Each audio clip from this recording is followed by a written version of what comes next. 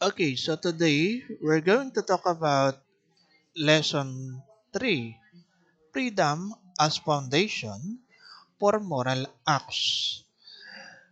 For our learning objective, by the end of the discussion, students are expected to present Kant's philosophy on freedom and morality, the principles of justice and fairness. Describe the principle of justice and fairness and the different kinds of justice. And lastly, we're going to explain the justice and fairness in taxation in the Philippines. Ngayon ganito, panimula muna. Ang isa sa maganda kapag ka nagdi-discuss, is i-relate mo yung discussion mo sa napapanahong issue or nangyayari sa lipunan.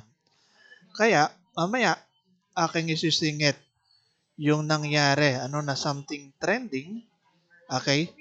'Di ba? Yung bata na dalawa na pumatay, ng kanyang kapwa estudyante, Isisingit natin, doon sa usaping morality, Okay? Yan, isingit natin dito sa ating discussion, moral act. Now, Kant's philosophy on freedom, okay? Freedom as autonomy. Yun ang una, na nakalagay dito. For Kant, freedom means acting based on reason, not just on desires or instincts. Autonomy is equals to legislation or self-legislation or self-legislator.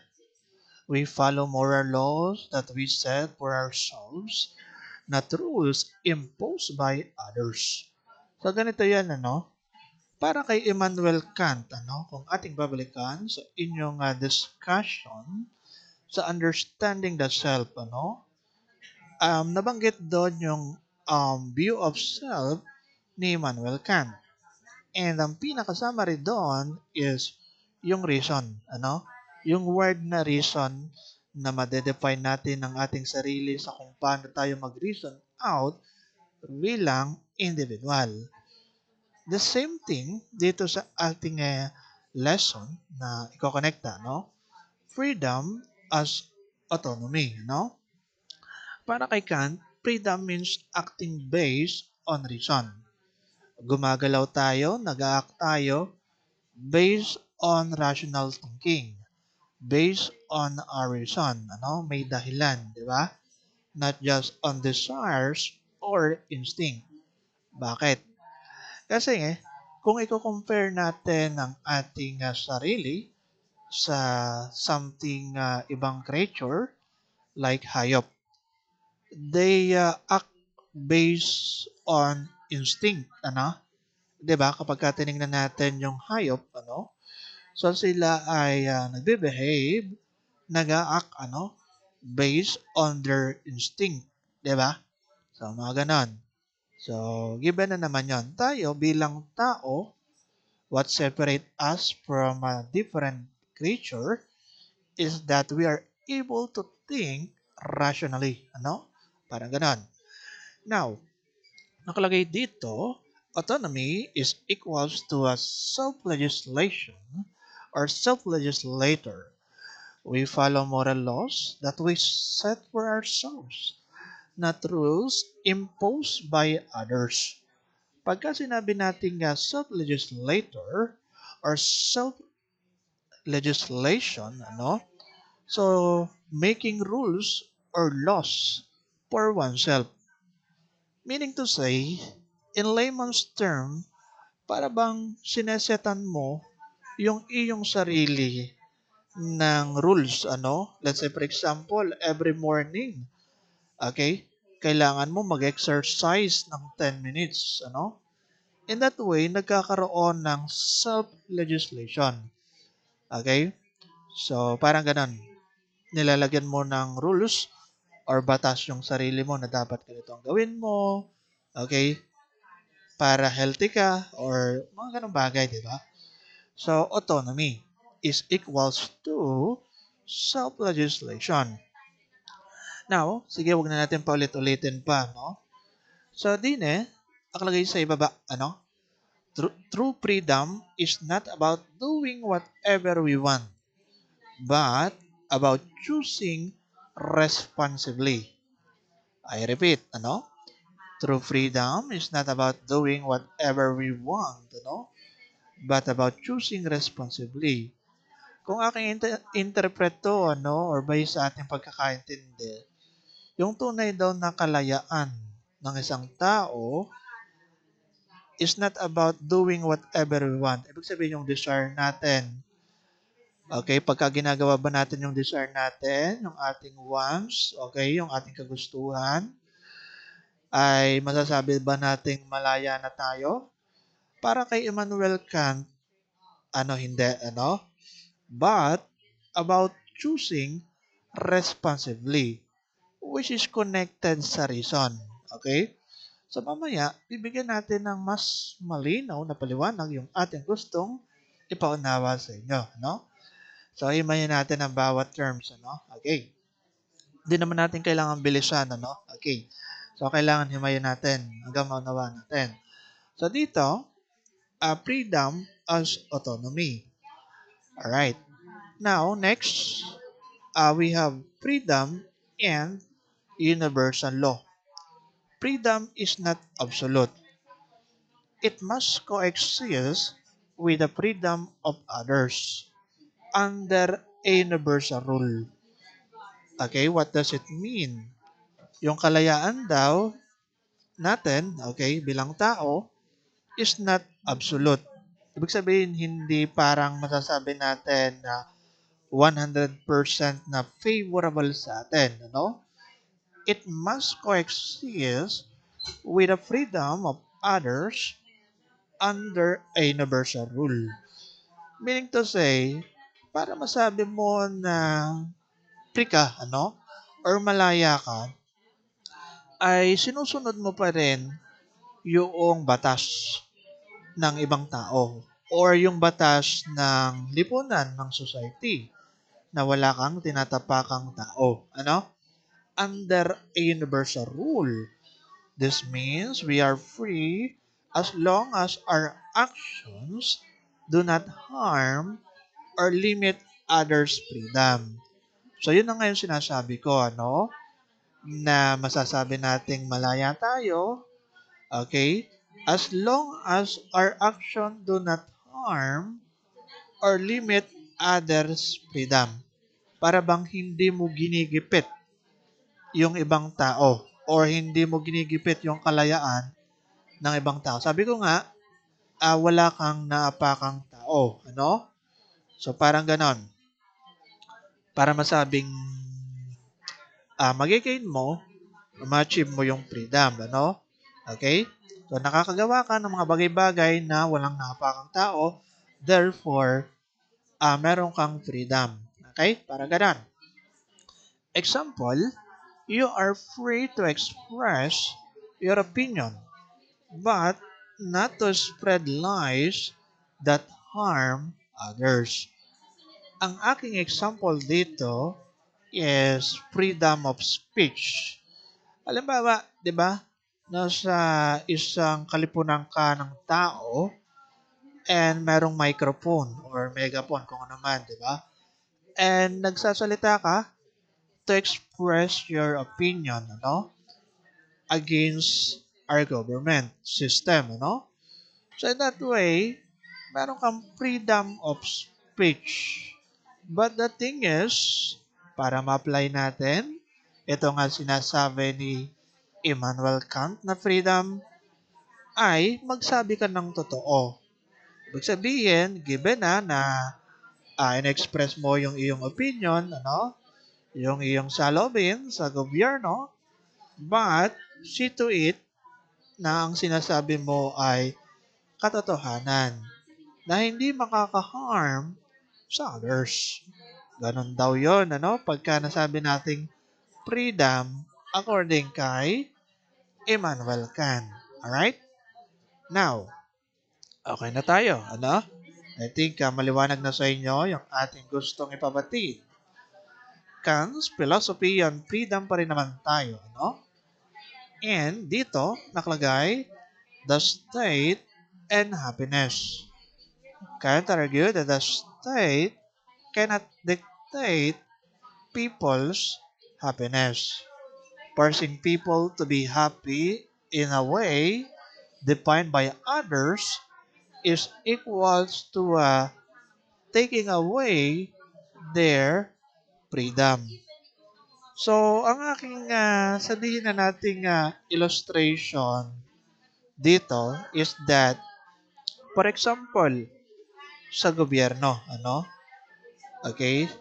So, sa gobyerno, makikita natin na minsan ay mayroong diktador, ano?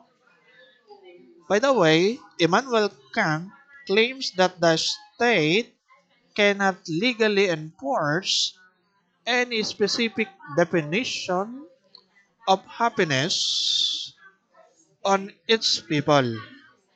It will be for the dictator to see people as infants, believing that they are incapable of grasping what is beneficial or detrimental to themselves. Ganito kasi yan, ano, sa aking sariling illustration. Halimbawa, ano, sa North Korea. Sa North Korea, alam naman natin, walang kalayaan ang mga tao. Ultimong pagkakaroon ng celebration, event doon sa North Korea. So, halimbawa, um, naroon si Kim Jong-un, ano? Tapos may mga event, di ba? Or mga program. So, kumbaga, required ka bilang individual na makipalakpak, ano? Okay? Kahit ayaw mong palakpakan siya. And required ka na ngumiti, ano? Kahit ayaw mong ngumiti, ano? Parang ganon. Kasi kapag hindi mo ginawa yon, paparusahan ka. Minsan nga sa sobrang tindi, ano, halimbawa, merong official, ano, na napabalita na nakatulog lang or napapikit habang may events, ano, okay, tapos ang ginawa ni Kim Jong-un ay pinapatay yung taong yon. Ganun katindi, ano, diktador nga eh. Kumbaga, kung ating i-relate sa ating discussion, state cannot dictate people's happiness. So, pagka diniktahan ng state, ng gobyerno, sa kung paano tayo magiging masaya, para na rin tinatanggal yung ating karapatan para maging malaya. Okay? Mga ganun, freedom. Each person has the autonomous right to pursue happiness in their own way. Sa tunay naman yon, ano? May kanya-kanya tayong way sa kung paano tayo magiging masaya, ano? Sa ating life, ano? Alright, next. So, dito nakalagay, three concept of freedom, Kant's theory, and practice. We have here, first, freedom of a person as a member of the state, equal rights under the law. What does it mean? So bilang individual, okay, freedom of a person as a member of the state, meron tayong kalayaan. Sa paanong paraan? Kalayaan sa pagkakaroon ng equal rights, ano, na mag-participate, na sundin kung ano yung nasa batas. Okay? Para ganon, meaning to say, dapat pantay-pantay tayong mga tao sang-ayon sa batas.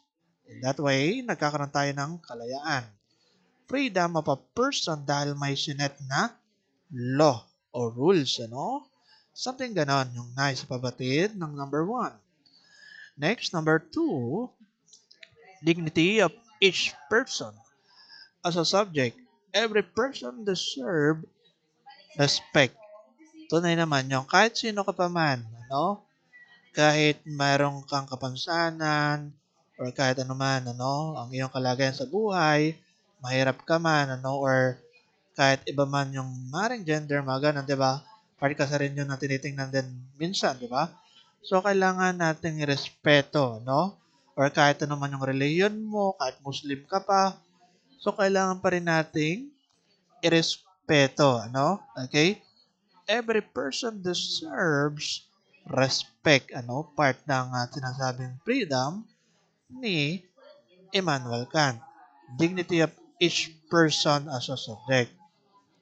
And the next, number three, freedom of citizens as members of the community, equal participation in society.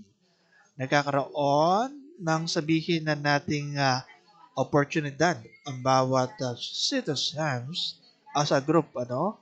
Kaya may nakalagay dito na letter S, citizens as members of the community, di ba? So meron tayong equal participation in society, di ba?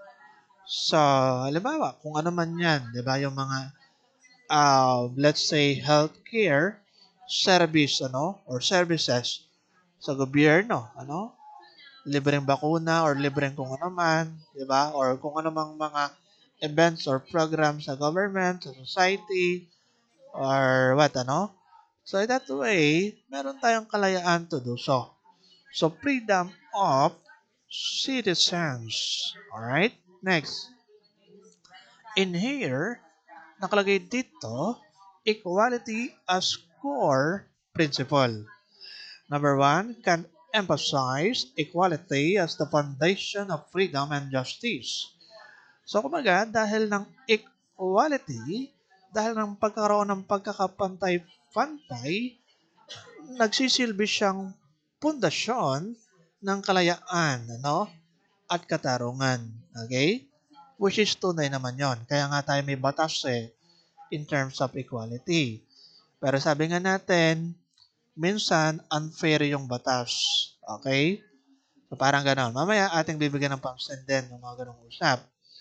Now, freedom loses meaning if some are treated as less than others. Pagkakapalatin na rato ng ibang tao na something bad, ano? Halimbawa, hindi mo naman inaano or what, ano? You are being treated as less than others. So, baga nawawala yung iyong kalayaan. Okay? Parang ganun kasi ang ibig sabihin yan. Di ba? Whereas kapag in-apply mo yung equality, pagkakapantay-pantay, so meron kang freedom. Halimbawa, ano? Example ko lang personally. Halimbawa, kapag tao na, halimbawa, pangkaraniwan, okay? Let's say magbobote, or let's say janitor, or basta yung mga something na hindi ganun kataas, ano? Yung kalagayan sa buhay, ano? Okay? Or let's say even guard, ano? Hindi. Kumbaga atin lang binabanggit, ano? Yung bang tipong, alam mo, mas mababa sa iyo, mga ganun. So, kailangan mong itrato sila, ano? Na parang ibang tao, na parang ibang mga matataas na tao. Parang gano'n kasi yung pagtingin ko sa mga taong gano'n eh. Okay? Na parang pantay-pantay, ano? Kumbaga, nire-respeto natin, ano? Na-entertain natin, ano? Na gano'n. Minsan kasi, pag ang tao nasa mataas ang posisyon, para bang lit-lit ang tingin nila, ano? Doon sa ibang mababa sa kanila. Pero dapat hindi gano'n. Okay? Dapat may equality, ano? Nating binabanggit. Alright? So, dapat hindi tayo mapangmata ng tao. Di ba? So, ganon. Tinuturo nga natin ethics eh. Di ba? So, yon. Now, okay na tayo dyan. Ano? Number one and number two. In here, Kant's philosophy on freedom. Ito yata yung ano, teka lang ha.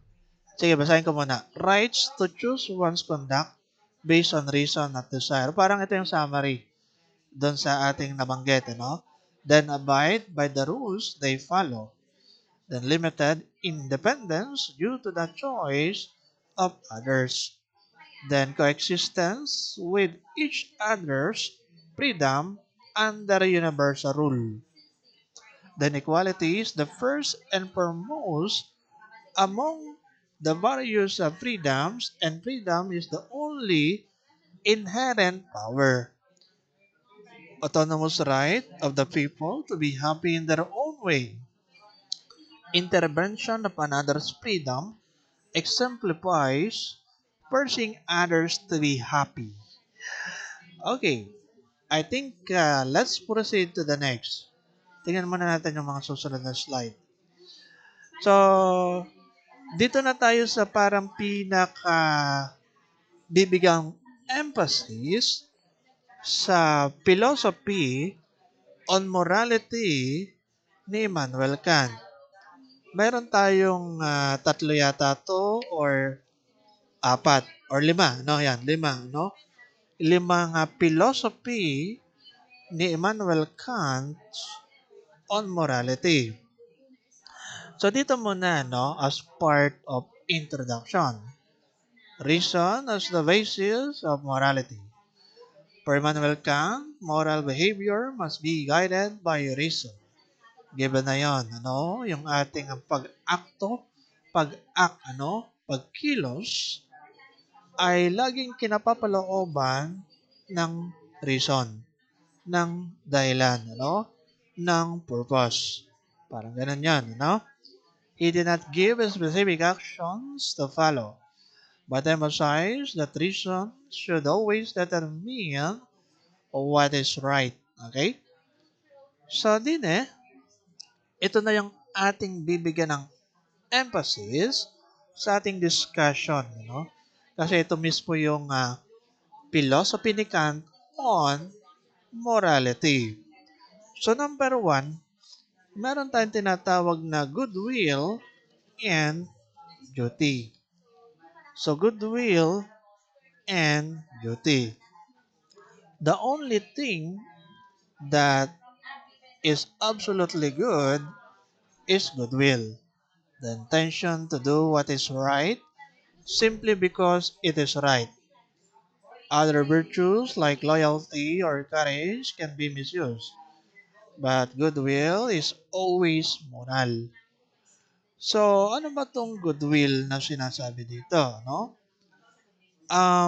Kung aking babasahin sa ating notes, ano, nakalagay dito is that Kant started this ethical philosophy by arguing that the only virtue that cannot or can be uncontroversially good is goodwill.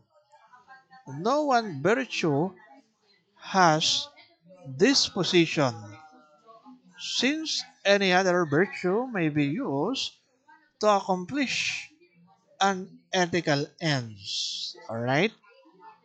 So goodwill is unique as it is always good. Alright? And retains its moral values even though it fails to achieve its moral intentions. Kung ating tatagalogin, goodwill, para bang magandang kalooban. Okay? Sa ibang diksyonaryo, kung titingnan natin, para bang nakalagay doon is willing effort. Ano? Mga ganon. Now, para kay Immanuel Kant, okay, yung goodwill lang talaga, ano, yung may relate natin sa usaping moral as compared sa ibang virtue like loyalty or courage. Di ba?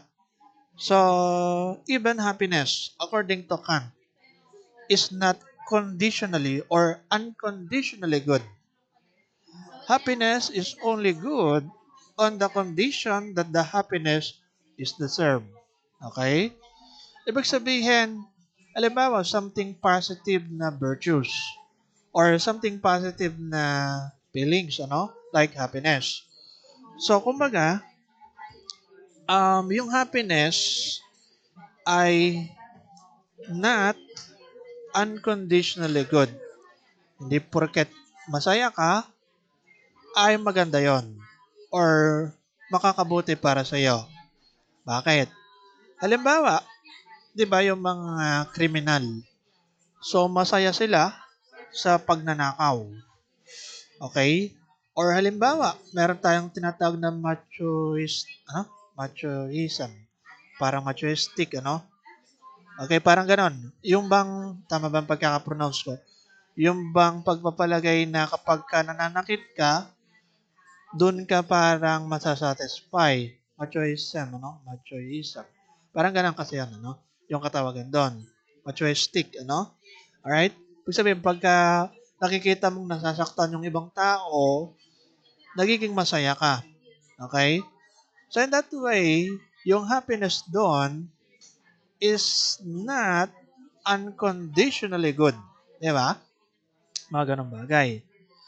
Goodwill is always good in all circumstances. Alright.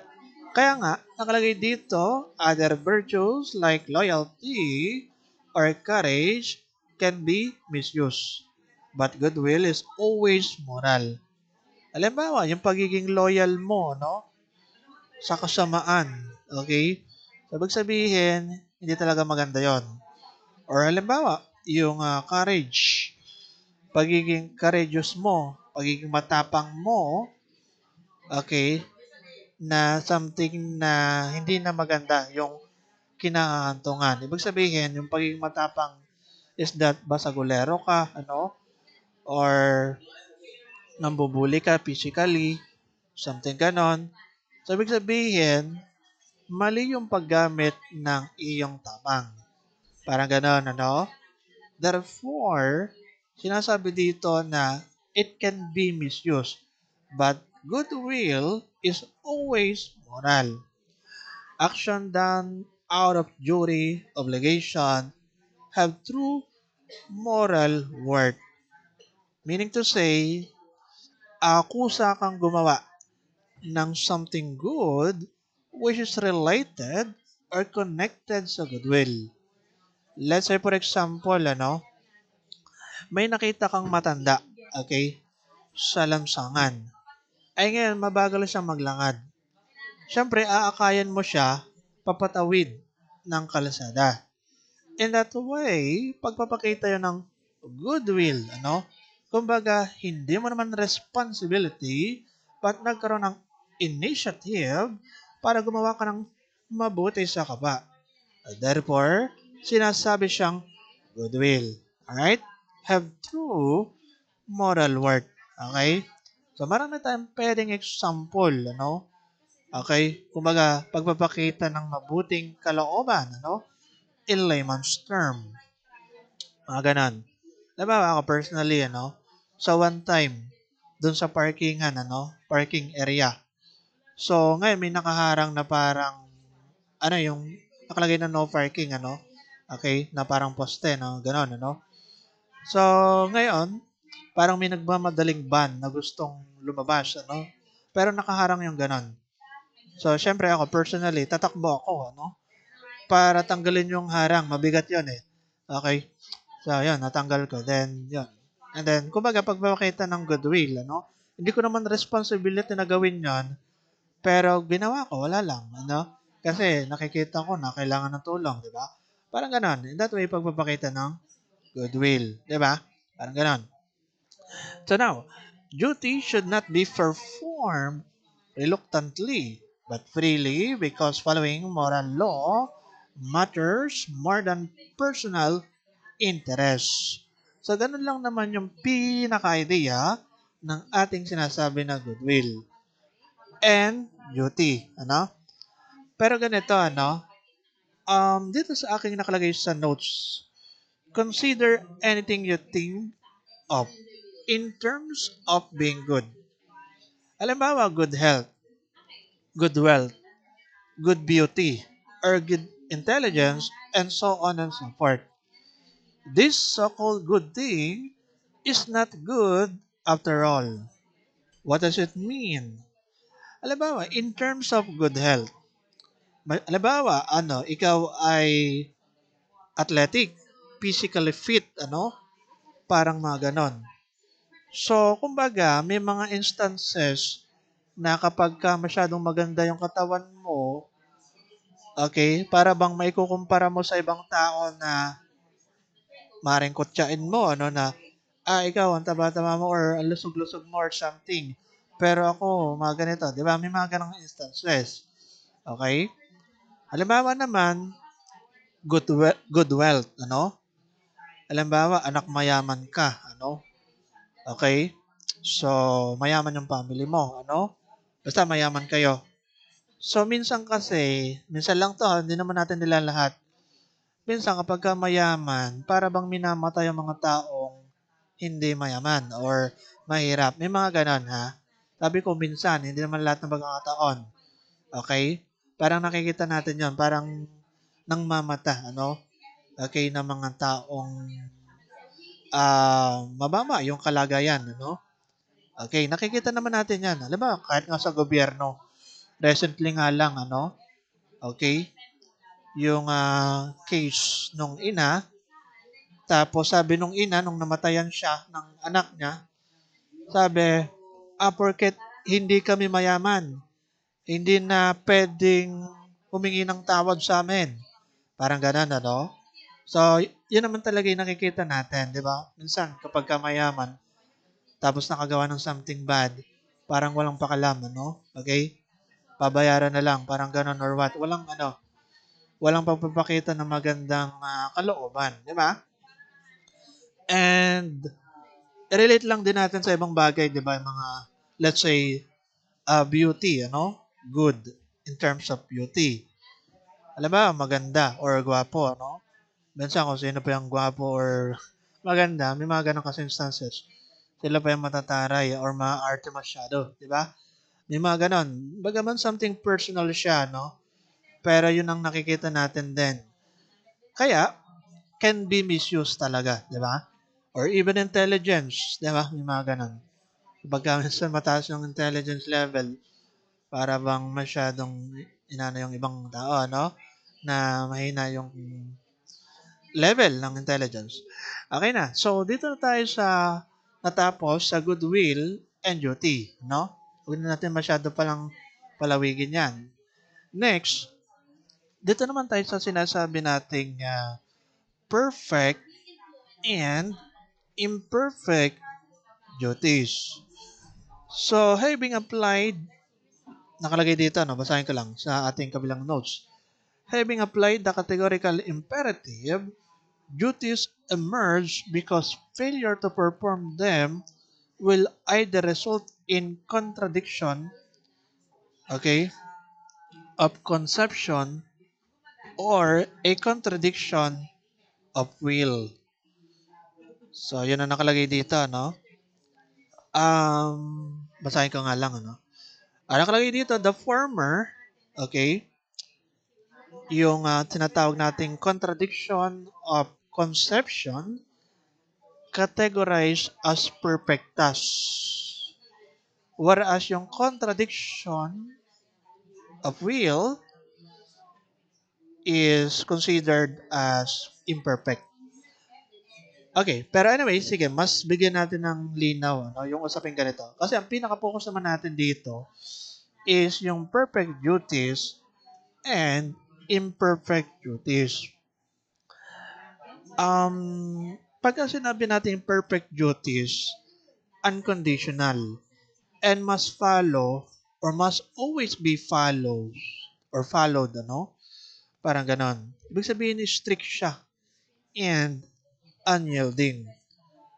Perfect duties are rigid, non-negotiable rules that must be followed at all times without exception. They are usually framed as negative prohibition. Pwede nyo i-take down notes yun ha, under ng perfect duties. They are usually framed as negative prohibition. Okay? Halimbawa, do not steal, do not lie, or never lie. Basta something na negative, ano? Yung unang ginamit na word. Parang ganun baga. Okay? So, yun yung perfect duties na kailangan nating sundin unconditionally. Ano? Bilang individual. Parang ganun lang naman siya. No? Alright. Unconditional and must always be followed. So, number two is imperfect duties. Ito naman is more on flexible and general. Important but allows flexibility. Helping others, though you cannot help at all times. When duties conflict, alright, perfect duties take priority. Dito sa number two, they are typically positive prescription. Okay?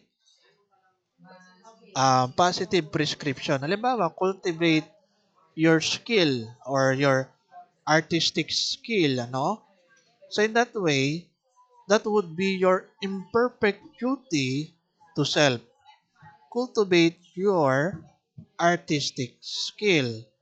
Whereas, yung imperfect duty mo to others, help others. Okay? Parang ganon. Those who are in need. Okay? Tinatawag din siyang beneficence. Pwede nyong i-take down notes yun, mga term, ano? Yung pagtulong mo sa iba, na mga nangangailangan, ang tawag doon is beneficence. Okay? Yun ay papatak sa imperfect duty to others. Okay? So, ganun lang naman siya, di ba? So, I hope inyo nang na-distinguish yung pagkakaiba nung dalawa, ano? Yung perfect duties na unconditional siya, na kailangan mo talaga siyang sundin, ano? Whereas ang imperfect duties, something optional siya or conditional siya, no? Parang ganon, di ba? So, yun. Next, we have here categorical, okay? Categorical and hypothetical imperative. Meron tayong dalawang part, ano? Categorical imperative and hypothetical imperative. Number 3 na to, no? So, yung categorical imperative, command unconditionally. Para bang maire-relate natin sa, okay, perfect duties. Kaya nga, sinasabi dito, no, categorical imperative, command unconditionally, irrespective of our wishes or desire, our categorical imperative binds us. Everyone has a responsibility to not to lie regardless of conditions, and even though it is in our interest to do so. Meaning to say, yung sa categorical imperative, hindi pa pwede dito yung white lies. Ano? Halimbawa, magsisinungaling ka para lang may salba yung iyong kaibigan. Ano? May mga times na ganon, ano? Moral dilemma, remember sa aking discussion, ano? So, minsan magsisinungaling ka para lang may pagtanggol yung kaibigan mo. 'Di ba? May mga times na ganon. Ngayon, hindi siya applicable sa categorical imperative kasi nakalagay dito, unconditional command that applies to everyone regardless of desires. Alright? Do not lie. Ano? Sa kahit anong mangyari or pagkakataon, huwag ka daw maglalay. According kay ano yan na Immanuel Kant, under ng kanyang categorical imperative. Parang ganon, di ba? So, ayun. Meron tuloy akong naalala na illustration. Di ko lang sure kung may recall ko exactly, given sa momentum ng aking pagsasalita, ano? Halimbawa, di ko lang sure kung magiging maayos yung pagkakasabi kong ito, no? So, halimbawa, may kumatok sa bahay nyo. Halimbawa, ganito, mag-asawa, no? Then, may kumatok sa bahay nila. Alright? And then, yung kumatok sa bahay is, parang target niya yung kanyang asawa. Halimbawa, yung kumaharap, okay, dun sa pintuan is yung wife. Tapos yung kanyang asawa, syempre nasa loob ng bahay, ano? And ang tinanong, syempre nung sabihin na nating kriminal, sabihin ay, nasaan ang asawa mo? Hinahanap ko. Kasi may kailangan ako sa kanya. Yung pala, parang papatayin or something, ano? Na ganun ang gagawin. Ngayon, yung asawa na kumaharap doon sa kriminal na yon, ano? Ang sabi niya is, yung kanyang asawa ay nasa ibang lugar or wala doon sa loob ng bahay. Parang ganon. And then, yung kriminal ay nagpumilit, ano, pumasok sa bahay. Yung pala, narinig nung asawa, yung ganon na sabihin nating threat, kaya nagtago siya sa garahe. Sabi nung asawa, yung babae ha, okay, na wala siya doon, okay, sa bahay, nasa ibang lugar, ano, malayong lugar. Pero hindi naniwala yung kriminal, ano? Kaya ang ginawa, pinasok yung bahay, okay, nung kriminal. So, nakita nung kriminal na nasa garahe, ano, talagang ano, hinanap, ano, yung lalaki, yung husband. Tapos yun, pinatay niya. Parang ganun. Ibig sabihin, dahil nagsinungaling yung wife, nagkasala siya. Parang ganun. Um, yun parang pagkaka-explain doon eh. Okay, dito sa something komplikado na usapin ng philosophy na kung i-apply natin itong categorical imperative, ano? Okay, parang ganon baga. Sa bagay, kahit anumang choice niya, no? Okay, gagawa't gagawa pa rin yung criminal na something bad, ano? Parang ganon kasi yun, di ba? No choice, ano? So now, moving on, ano? Dito naman tayo sa susunod. Hypothetical imperative. Conditional depend on one's goal. Study if you want to pass. So, ito, kung ating titingnan, ano, hypothetical imperative.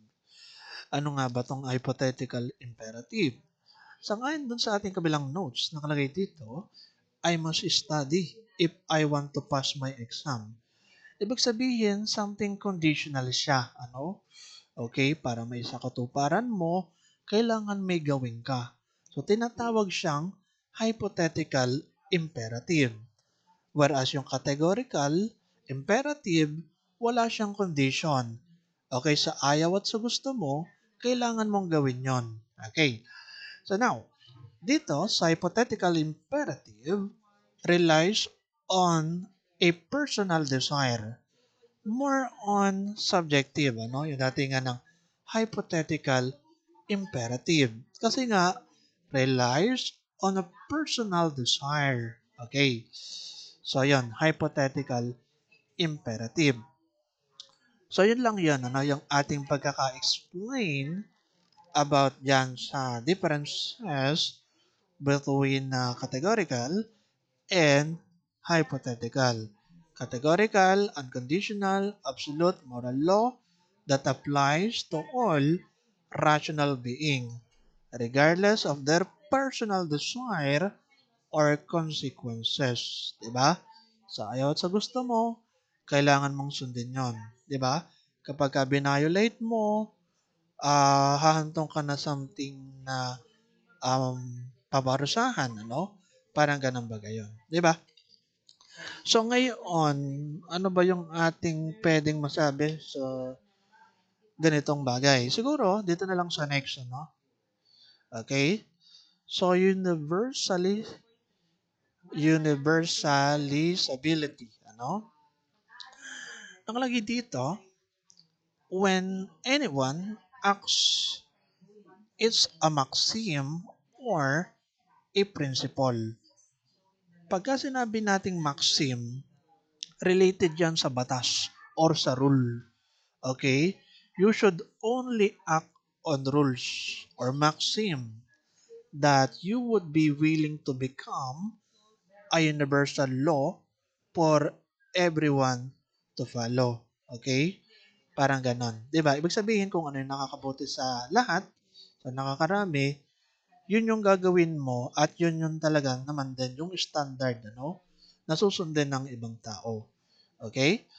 If universalizing a maxim leads to contradiction or an outcome, okay, no rational person would accept, then it is immoral. Okay? So ngayon, sinasabi kasi na itong universalizability is the core of categorical imperative. Okay? Which is, yun nga, related na gawin mo unconditionally yung kung ano mang ginagawa mo. Okay? Parang ganun baga. 'Di ba? Kung ating titingnan. Kasi yun na ay base sa norms or sa standard, base sa batas. Meaning it is an absolute moral duty that applies unconditionally to all rational being. Ang lagi dito, if everyone cheats an exam, the value of education collapses. Therefore, cheating is immoral. Meaning, halimbawa, kayo magkaklase, pero ito naman ay, ano lang, for the sake of example, halimbawa, sa isang klase, nagkasundo lahat na mag-cheat, So, ibig sabihin, the value of education collapses. Parang ganun kasi ang idea. Therefore, cheating is immoral. So, din merong mga nakalagay contradiction in ano to? Conception, Okay? And contradiction in will.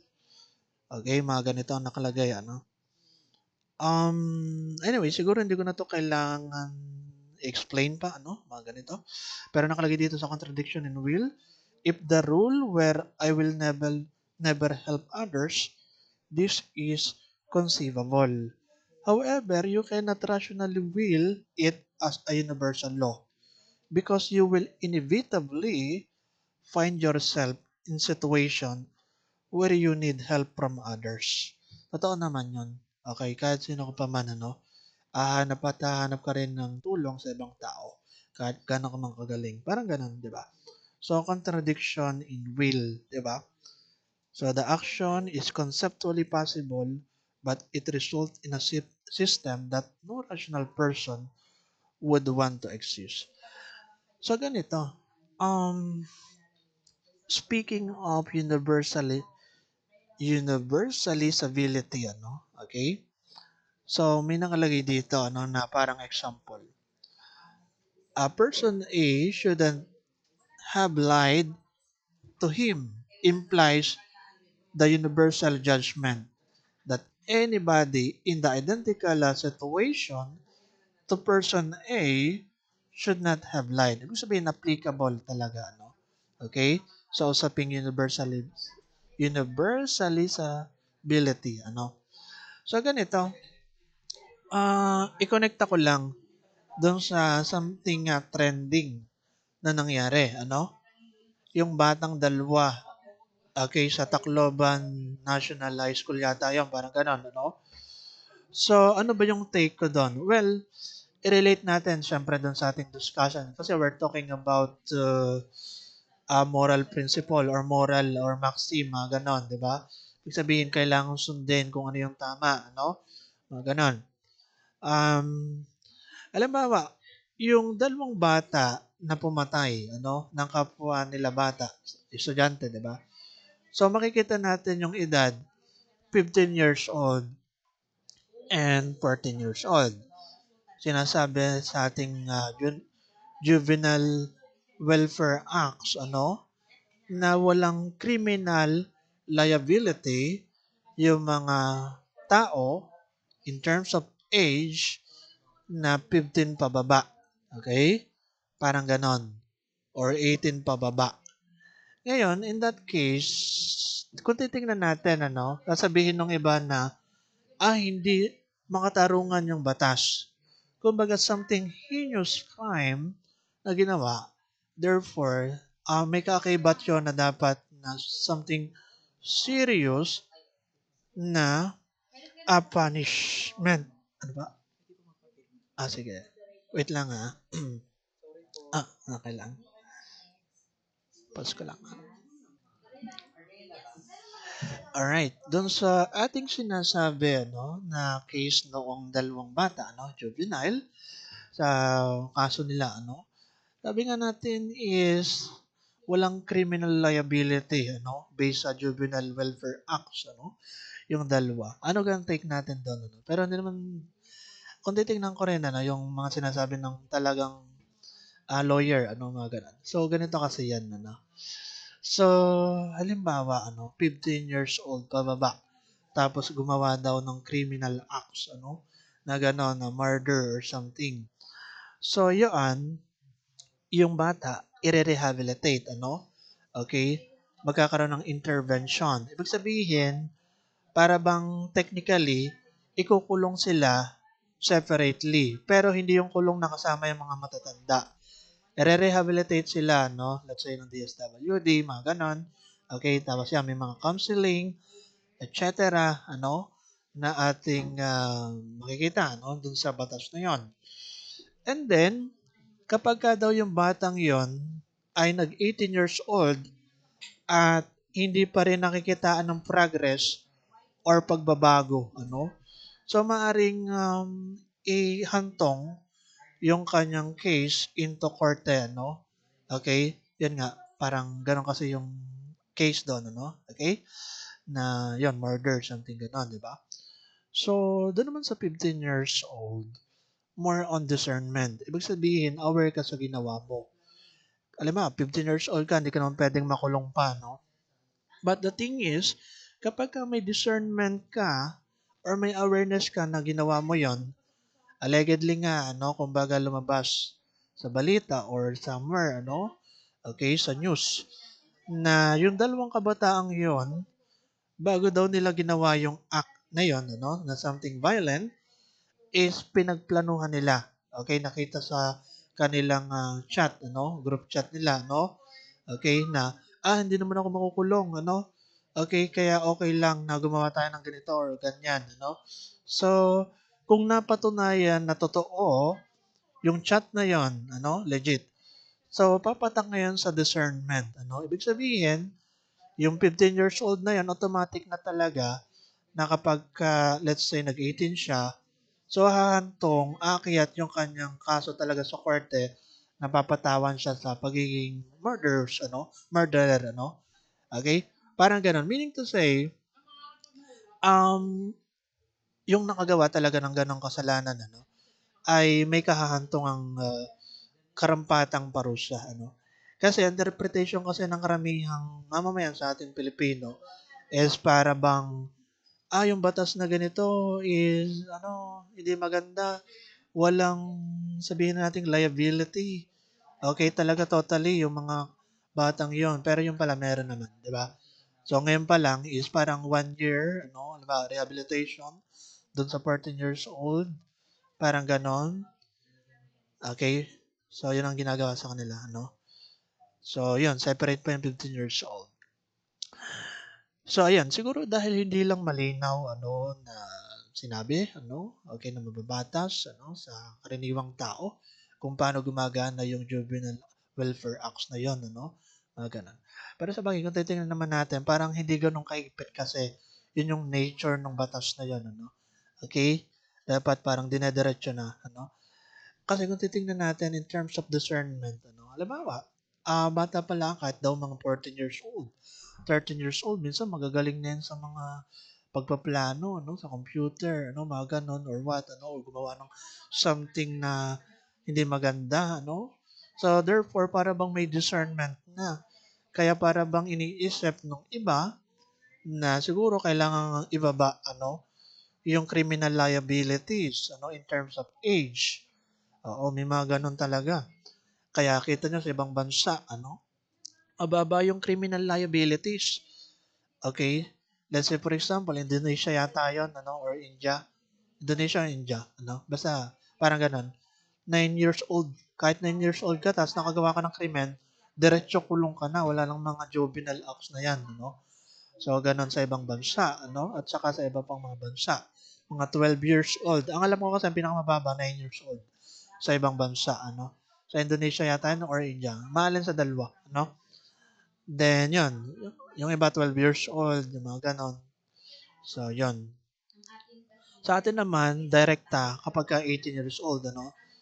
Okay, na may criminal liability ka, no? Once na gumawa ka ng something na krimen talaga. 'Di ba? So, yun yung aking take about dun sa pangyayari dun sa kaso nung sa shooting, ano? Okay? So, kung makikita natin. Anyway, moving on, wala lang, nirelate ko lang yan sa napapanahon na nangyayari or something trending na connected sa ating discussion. Maganda kasi yung ganon, yung kinokonekta talaga yung nangyayari sa lipunan sa discussion, di ba?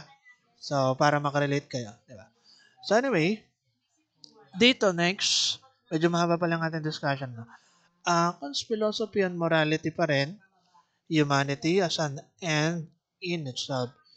Kant's principle treat humanity, whether in your own person or others, always an end, never merely as a means. People must never be used only as tools for personal gain. Ito naman nilaganap yung mga government official, ano? Kaya sinasabing mga crocodile daw yon, mga ganan, di ba? So, ginagamit nila yung kapangyarihan nila, ano? For personal gain. Every human being has dignity and inherent worth, ano? Nakalagay dito example lang hiring someone only to exploit them for cheap labor is immoral because it treats them merely as a means. Meaning to say, para bang ginagamit mo lang yung tao na kasangkapan, ano? Halimbawa, may mga ganong instances. Halimbawa, ikaw yung manager.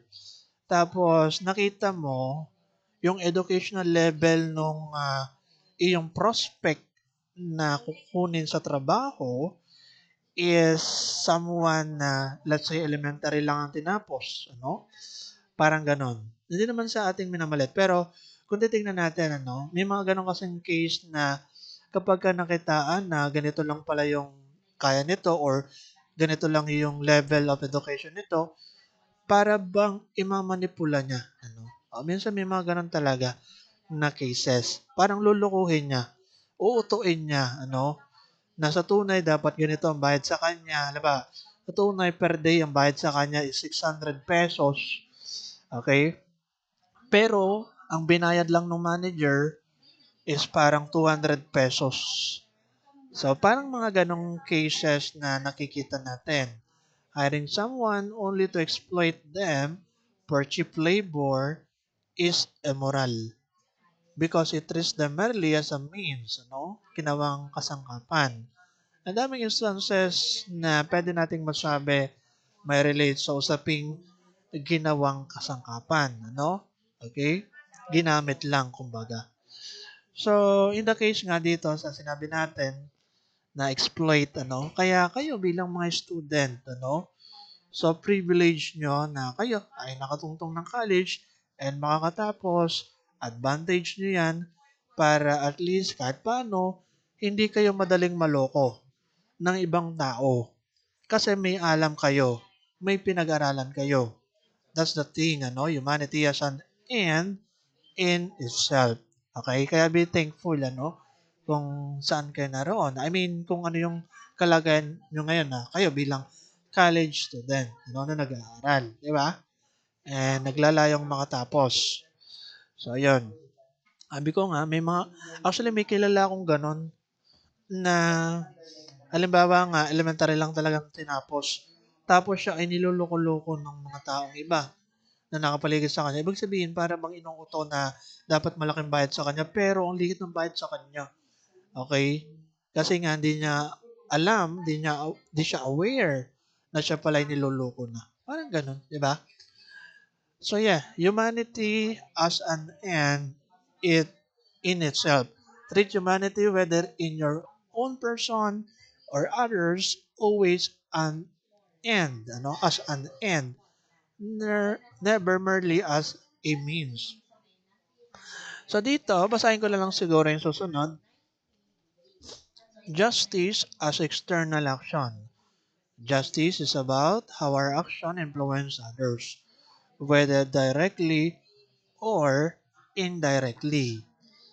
It focuses on what we do in relation to others, not on our personal feelings or desires. We're talking about justice. Okay? So, justice, yung ating binabanggit dito, Justice is about how our action influence other, whether directly or indirectly. It focuses on what we do in relation to others, not on our personal feelings or desires. Kumbaga katarungan, 'di ba? Tama ba yung aking pagkakatagalog? Justice yung parang katarungan, Which is totoo naman, 'di ba? Alright? Ano ba ang ating masasabi dito? Um, Siguro hindi ko na kailangan masyadong palawigin na explain pa, no? So, justice, Alam naman natin, 'di ba? 'Di ba, something bad na nangyari, kailangan laging may justice na kaakibat, or katarungan.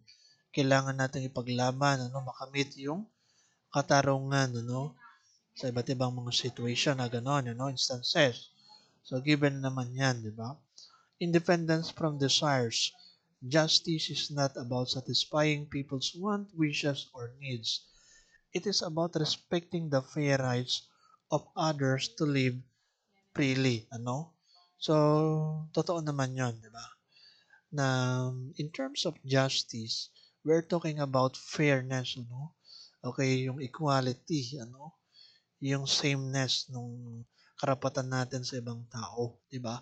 Yung katarungan, 'di ba? Halimbawa, may na-encounter nga tayo na something unfair, Halimbawa sa inyo mga student, okay? Yung something unfair talaga as in.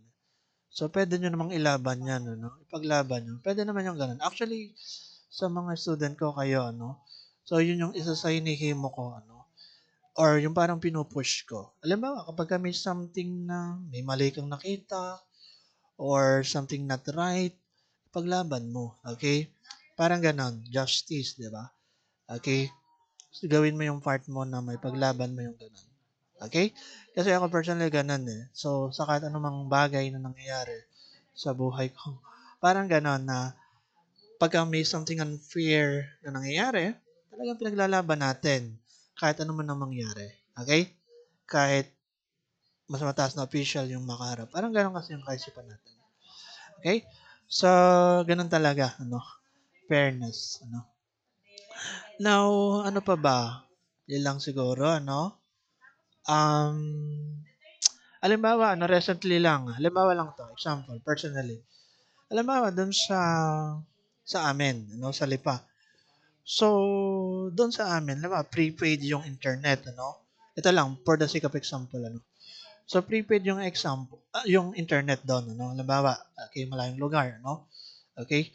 So, ngayon, one time, ang internet, doon is nagloko. As in, sa halip na 100 plus Mbps, naging parang 2 Mbps, Parang ganon. Kumbaga, isang linggo nang nakalipas.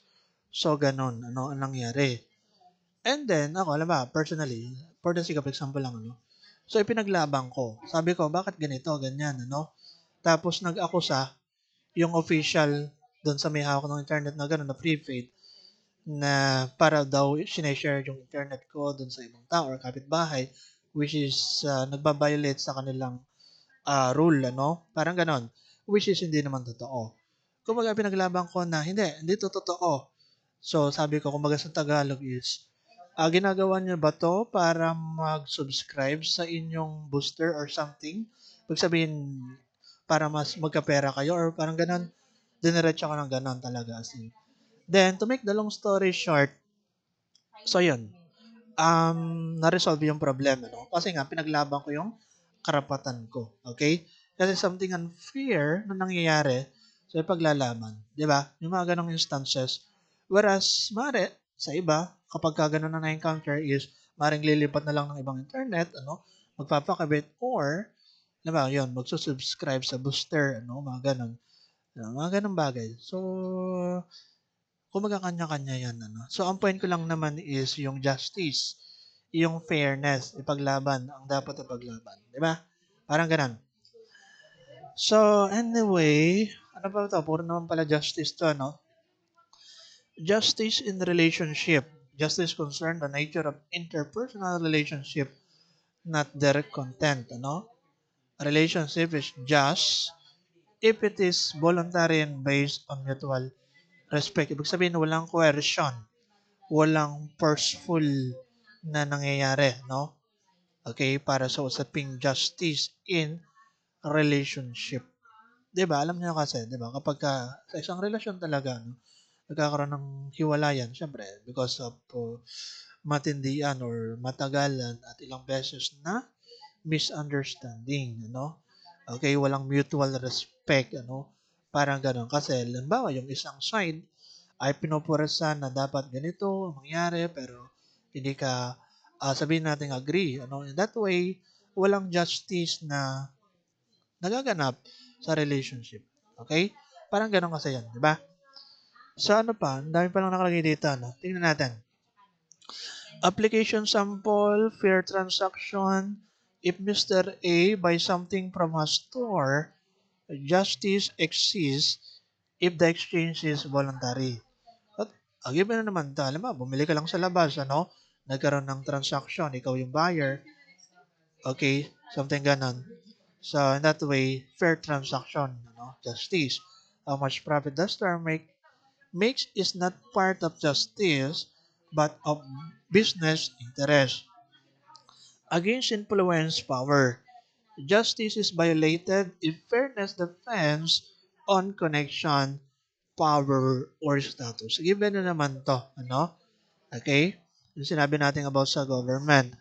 Voluntary partnership through justice requires that relationship and agreements are made freely without coercion. Okay? Maganda yung ganun. Hindi ka pinoporsa. Ano? Alam nyo, kahit sa ibang bagay, applicable yon, something universal yon, di ba? Kapag hindi ka pinopwersa, okay, para bang mas nakakagalaw ka, mas nagiging, or mas nagkakaroon ka ng freedom, ano? Okay, and mas nakakagawa ka ng ayos. Whereas kapag pinipressure ka masyado, para bang ang hirap, ano? May burden, ano? Na kailangan mong i-overcome. Parang ganun. 'Di ba? Pero sabi ko nga, minsan, pressure makes diamond. Okay? Mga ganun. So anyway, last na to. Siguro basahin ko na lang to or summarize ko na lang, ano? Kasi masyadong mahaba yung discussion natin, ano? Baka umabot ng 2 hours diretso kasi yung aking dinidiscuss, ano? 1.5 na yata tayo eh. Okay? So, yeah, 1.5 na nga kasi 10 tayo nag-start, ano? Tapos 11:30 na. So, taxation in the Philippines, the rules embodied under the law. Taxation in the Philippines is governed by the Constitution and several key laws: constitutional basis, national law, local law, and collection of taxes. Basahin ko na lang siguro ito, ano? Constitutional basis, nakalagay dito, so ngayon dito sa article na ito, the rule of taxation shall be uniform and equitable. Okay? Ibig sabihin, pantay-pantay yung pinapataw na buwis or tax, ano, sa bawat tao. Pantay in a way na, syempre kapag ka mayaman ka, malaki din yung iyong tax. Whereas kapag ka mahirap ka, maliit yung tax mo. Parang ganon. Uniform, no? And equitable. Congress must establish a progressive system of taxation. Then basahin ko lang ta. National law, National Internal Revenue Code, okay? Ano to? Also called Republic Act 8424. Amended by Republic Act 10963, Train Law. Ang dami palang law, ano? Which updated income tax, brackets, and other tax rules. Local Law, LGU, ano? Local Government Code of 1991. Give LGUs authority to impose local taxes provincial, city, municipal, and barangay. Then, collection of taxes, national taxes, collected by the BIR, okay, and collected by the LGUs through their local treasurers. Ano? So, given na yan, then, uniformity, taxes must be applied equally to all property and individuals under the same category. Equity, people should pay taxes based on their capacity to pay. Progressivity, higher income is higher tax rate, katulad ni Pacquiao. Limbawa, halos 100 million yung kinita niya, okay, sa isang laban. Therefore, ang kanyang tax is parang 2 million yata yon, parang ganon, or basta million. So, nakadepende sa income. Then, ano pa to? Practical application. Income tax is based on salary or earnings. Pero kapag wala kang salary or hindi ka pa nagtatrabaho, you are not required to pay income tax but still contribute through indirect taxes like VAT, value-added tax. Halimbawa, pumupunta kang supermarket, tapos nakita mo yung resibo sa baba, okay, ibig sabihin, value-added tax, indirectly kang nagbayad or nag-contribute ng tax na hindi mo namamalayan. Kasi nga, automatic yan na binawas na. Okay? So, parang ganon. And, ayun lang yung ating discussion sa topic 3.